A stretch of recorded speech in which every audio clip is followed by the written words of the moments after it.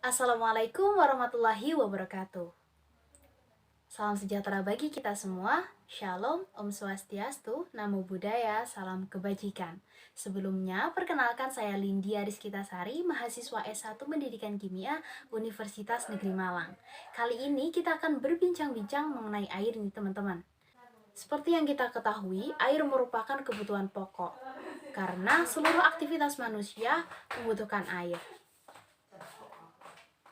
Hal ini dinyatakan pula pada UN Declaration of Human Rights of Water, menyampaikan bahwa HAM tentang air diperlukan untuk menjamin kehidupan manusia bermartabat. Dan tertera juga pada Undang-Undang Dasar 1945 pasal 33 ayat 3 menyatakan bahwa bumi, air, dan kekayaan alam yang terkandung di dalamnya dikuasai oleh negara dan dipergunakan untuk sebesar-besarnya kemakmuran rakyat.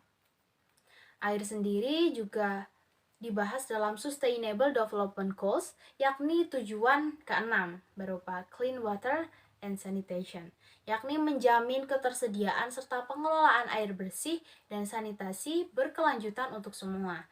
Adapun sasaran pada tahun 2030 yakni tercapainya akses universal dan merata terhadap air minum yang aman dan terjangkau bagi semua.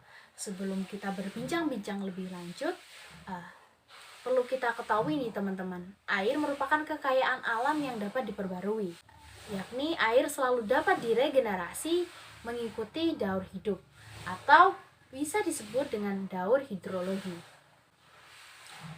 Nah, di Indonesia sendiri merupakan negara dengan sumber air terbarukan terbesar ke-7 di dunia.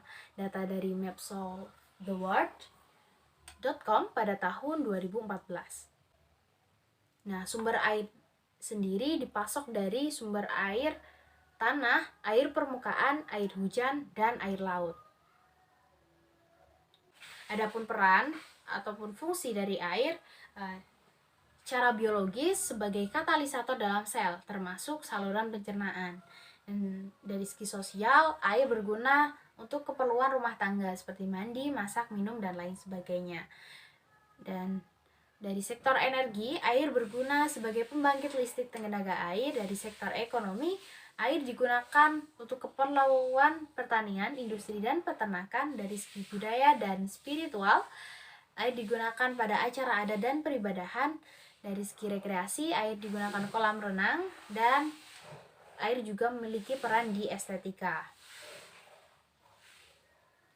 Nah, lalu bagaimana nih kondisi air bersih di Indonesia? Sebenarnya Indonesia merupakan negara 10 besar yang memiliki sumber daya air terbarukan. Namun diprediksi sebagai salah satu negara yang akan mengalami krisis air. Hal ini dikarenakan perubahan iklim, kelemahan dalam pengelolaan air, pemakaian air yang tidak efisien, dan laju kebutuhan sumber daya air lebih besar daripada potensi kemampuan alam dalam menyuplai air, serta menurunnya kualitas air. Bicara soal pencemaran air. Pencemaran air mayoritas disebabkan oleh kenaikan jumlah penduduk. Hal inilah yang menyebabkan konsumsi air bersih meningkat, sehingga jumlah air limbah pun juga meningkat. Hal ini menyebabkan pencemaran air. Lalu langkah apa yang bisa kita lakukan? Yakni pengelolaan air limbah.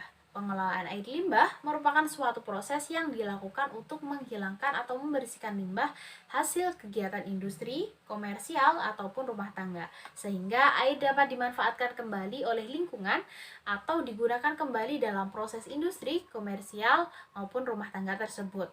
Nah, sebelum kita melakukan pengelolaan, perlu diketahui dari sumber pencemar air. Pencemar air itu ada apa aja sih?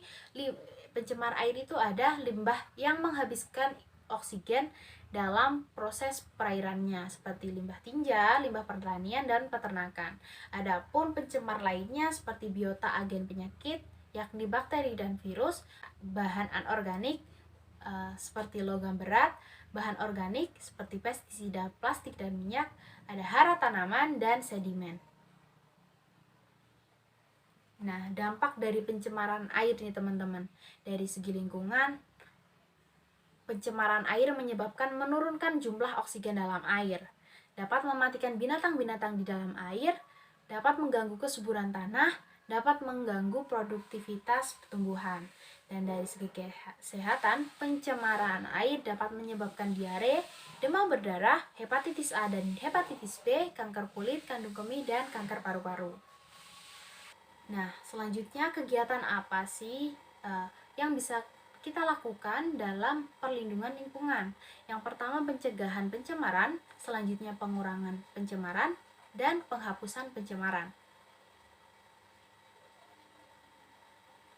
Pencegahan dan pengurangan pencemaran air dapat kita lakukan dengan menjaga kebersihan lingkungan, membuang sampah pada tempatnya, melakukan penghijauan di lingkungan sekitar, memilah sampah sesuai jenisnya, dan menghemat penggunaan air.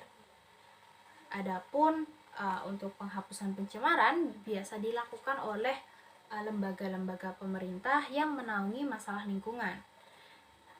Dan perlakuan pada umumnya dibagi menjadi 3 kelompok, yakni perlakuan primer dengan menggunakan mekanis kimiawi, sekunder dengan perlakuan biologis, dan tersier perlakuan biologis kimiawi lanjutan.